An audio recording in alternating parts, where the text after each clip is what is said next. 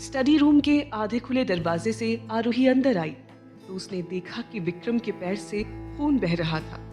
आरोही ने सोच लिया था कि वो चेहरे पर इमोशंस नहीं आने देगी, पर इतना सारा खून देखकर जल्दबाजी में विक्रम के पास आकर उसने कहा, विक्रम आप छोटे बच्चे हैं क्या?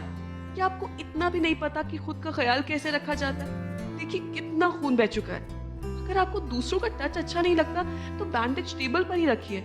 आप खुद भी तो बैंडेज कर सकते हैं ना।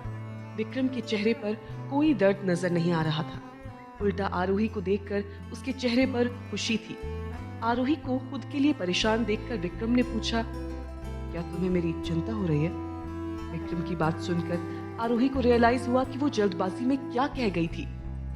ये सोचकर आरोही ने मन ही मन खुद पर चिढ़ते हुए कहा, ये तूने क्या किया आरोही? तूने तो खुद से प्रॉमिस किया था ना कि तू विक्रम से दूर रहेगी, फिर तू विक्रम को देखकर पिघल क्यों गई? नहीं आरोही, तुझे विक्रम के लिए अपने मन से सारी फीलिंग्स निकालनी होगी।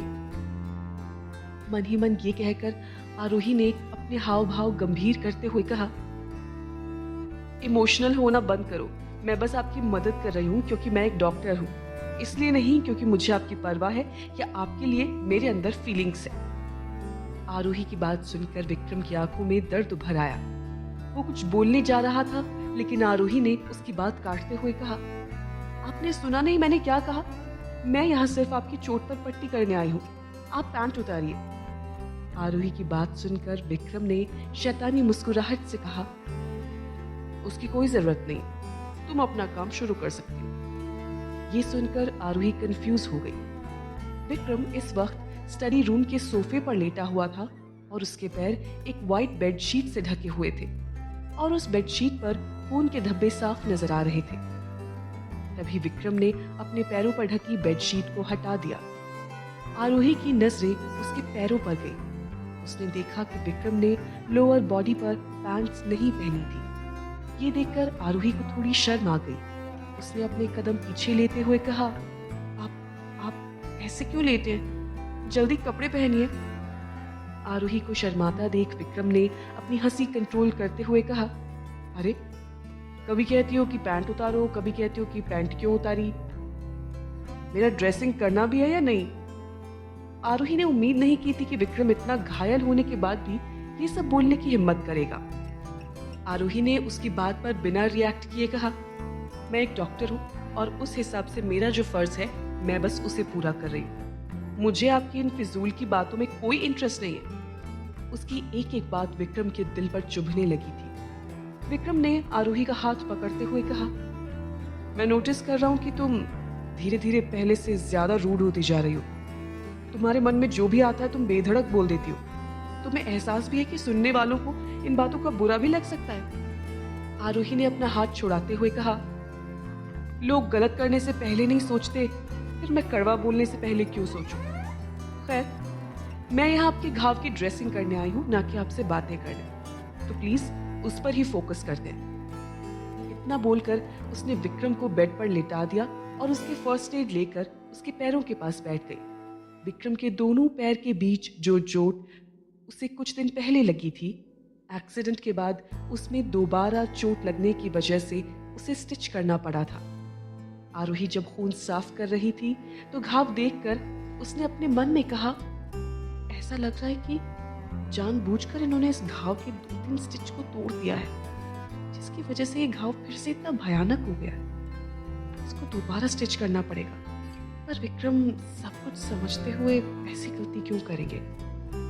अपने मन में ये सारी बातें सोचती हुई आरोही ने विक्रम के घाव को उंगली से टच किया तो विक्रम दर्द से कराह गया। ये देखकर आरोही को लगा कि विक्रम जानबूझकर तो ऐसा नहीं करेगा।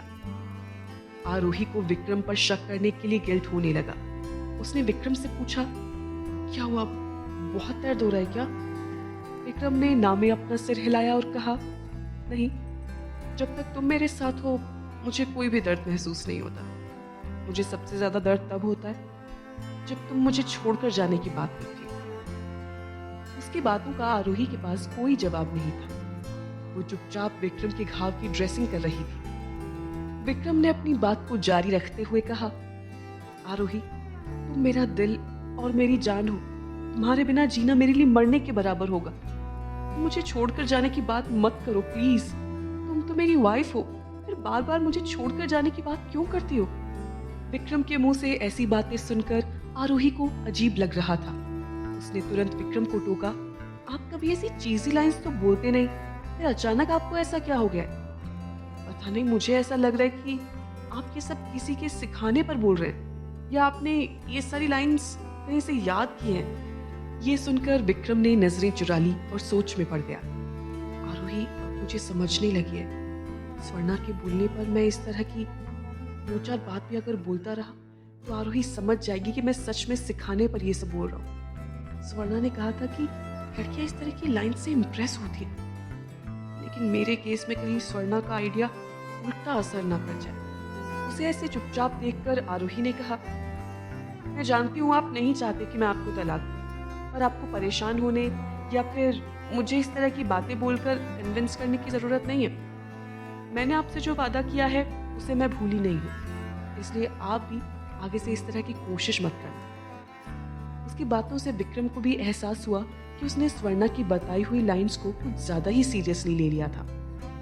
विक्रम ने धीमी आवाज में खुद से कहा, पता नहीं आजकल की लड़कियों को क्या पसंद है। जो हरकतें मैं कर रहा हूँ वो मेरी पर्सनालिटी को बिल्कुल सूट नहीं करती। मैंने आज तक ऐसा कुछ किया भी नहीं है। आरोही को मनाने के लिए न जाने मुझे और क्या क्या करना पड़ेगा। उसे खुद में बड़बड़ाता देख आरोही ने पूछा, आपने मुझसे कुछ कहा? विक्रम ने ना में सिर हिला दिया। आरोही फर्स्ट एड किट का सामान वापस बॉक्स में भरने लगी और बोली, मैंने आपके घाव की पट्टी कर दी है, लेकिन आज आपकी स्टिचेस खुल गई थी, जिसे मैंने दोबारा स्टिच किया है। इसलिए अब आपको पहले से ज़्यादा केयरफुल रहना होगा। अगर फिर से स्टिचेस खुली तो आपके लिए परेशानी हो सकती है। आपके लिए अच्छा होगा कि कुछ दिन आप कंप्लीट रेस्ट करें। विक्रम को हिदायत देने के बाद आरोही ने कमरे से बाहर जाने के लिए कदम बढ़ाया, तभी फिर एक बार विक्रम करा उठा। आरोही रुककर वापस विक्रम के पास आई। विक्रम कांप रहा था, इसलिए आरोही ने पूछा, अब क्या हुआ? विक्रम कांपती आवाज में बोला, मुझे ठंड लग रही है। इस ब्लैंकेट से मुझे अच्छी तरह से कवर कर दो और कुछ पिलोज ला दो ताकि मैं कंफर्टेबल होकर सो पाऊं। विक्रम के कांपते शरीर को देखकर वो भी थोड़ा घबरा गई और जैसा विक्रम ने बोला था उस हिसाब से विक्रम को ब्लैंकेट उड़ाने के बाद वो भागती हुई हॉल चली गई तकिया लाने के लिए। जब वो हॉल से तकिया लाने जा रही थी, सीढ़ियों से उतरते हुए खुद से बोली, पता नहीं मैं किस तरह के इंसान से प्यार कर बैठी हूँ और न जाने मुझे हो भी क्या गया है। जब वो मुझसे रूडली बात करते थे, मेरे सामने अनन्या के साथ घूमा करते थे, तब मुझे उनकी अटेंशन चाहिए थी। उस वक्त उनके मुंह से आई लव यू सुनने के लिए मैं कितनी बेचैन थी, और आज जब उनका ध्यान मुझ पर है और मुझे आई लव यू भी बोल रहे हैं तो मुझे उन पर गुस्सा आ रहा है। कभी कभी तो लगता है कि मेरे अपने इमोशंस ही मेरे कंट्रोल में नहीं है। अपने ही ख्यालों में डूबी आरोही तकिया लेने हॉल पहुंच गई। जिस वक्त आरोही तकिया लेने हॉल गई थी, उस वक्त विक्रम ने स्वर्णा के बताए प्लान के हिसाब से थर्मोमीटर को अपने पास के टेबल पर रखे गर्म पानी में डालने के बाद उसे निकालकर अपने हाथ के अंदर दबा लिया। आरोही जब तकिया लेकर हॉल से वापस विक्रम के पास जा रही थी, तभी स्वर्णा उसे मिली। उसने आरोही को रोककर पूछा, मैडम आपने सरकार की पट्टी कर दी? मैं एक बार आपके साथ चलकर उन्हें देख लूं? स्वर्णा का कंसर्न देखकर आरोही ने हामी भरी और उसे लेकर विक्रम के स्टडी रूम की तरफ चल दी। वहां पहुंचने के बाद आरोही ने विक्रम के दोनों हाथों के नीचे तकिया लगा दिया। विक्रम आरोही की तरफ देखकर बोला, मुझे अचानक बुखार जैसा महसूस हो रहा था, इसलिए तुम्हारे जाने के बाद मैंने थर्मोमीटर लगाया। ये कहने के बाद उसने अपनी बगल के अंदर से थर्मोमीटर निकालकर आरोही को पकड़ा दिया। विक्रम की बॉडी का टेम्परेचर देखकर आरोही दंग रह गई। उसने हैरानी से कहा, किसी इंसान की बॉडी का इतना ज्यादा टेम्परेचर मैंने आज तक नहीं देखा।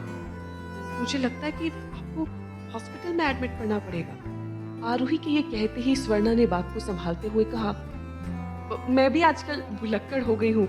आरोही मैडम, मैं आपको बताना भूल गई, जब मैं और चरण सरकार के डिस्चार्ज के पेपर लेने हॉस्पिटल गए थे, तब डॉक्टर ने बताया था कि सरकार को कभी भी तेज बुखार आ सकता है। उन्होंने एक दवाई देकर कहा था, जब कभी सरकार के बॉडी का टेम्परेचर बढ़े तो उन्हें यही दवाई देनी है। ये कहकर स्वर्णा ने साइड टेबल पर रखा हुआ पानी का ग्लास उठाकर विक्रम की तरफ बढ़ाया और उसे दवाई देते हुए बोली, सरकार जल्दी से ये दवा खा लीजिए, इससे आपका बुखार ठीक हो जाएगा। विक्रम की दवाई खाने के कुछ देर बाद आरोही ने दोबारा विक्रम का टेम्परेचर चेक किया तो टेम्परेचर नॉर्मल आया। आरोही ने हैरानी से स्वर्णा की तरफ देखते हुए कहा, ये दवाई सच में बहुत अच्छी है। इतनी जल्दी विक्रम का टेम्परेचर कम होता देखकर मैं मान गई कि डॉक्टर का ऑब्जर्वेशन सही था। उसकी बात सुनने के बाद स्वर्णा ने विक्रम से पूछा, सरकार क्या आप ठीक हैं? विक्रम ने हाँ में सिर हिलाया। फिलहाल तो पहले से सही लग रहा है। विक्रम का जवाब सुनने के बाद स्वर्णा ने आरोही की तरफ देखते हुए बोला, डॉक्टर ने यह भी कहा था कि सरकार को अगर इस तरह का बुखार बार बार आएगा तो उनकी जान को भी खतरा हो सकता है। बुखार के दौरान इन्हें किसी भी हालत में सोने नहीं देना है, नहीं तो सरकार कोमा में भी जा सकते हैं। मुझे लगता है आपको आज सरकार के साथ ही रहना चाहिए ताकि आप उनकी तबीयत की देखभाल कर पाएं। स्वर्णा की बात खत्म होते ही विक्रम ने कहा, अगर मैं मर गया तो लॉयर अविनाश से बात कर लेना।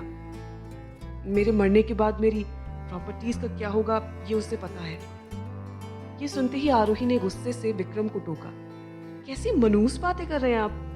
न कहने के बाद आरोही ने स्वर्णा की तरफ देखकर कहा, विक्रम को कुछ नहीं होगा, आप ये दवाई मेरे पास रख कर जाओ, मैं आज रात यहीं इनके पास ही रुक जाती हूँ। ये सुनकर स्वर्णा ने तिरछी निगाह से विक्रम की तरफ देखा। उसके चेहरे पर शरारती मुस्कुराहट आ गई थी जिस पर आरोही का ध्यान नहीं गया।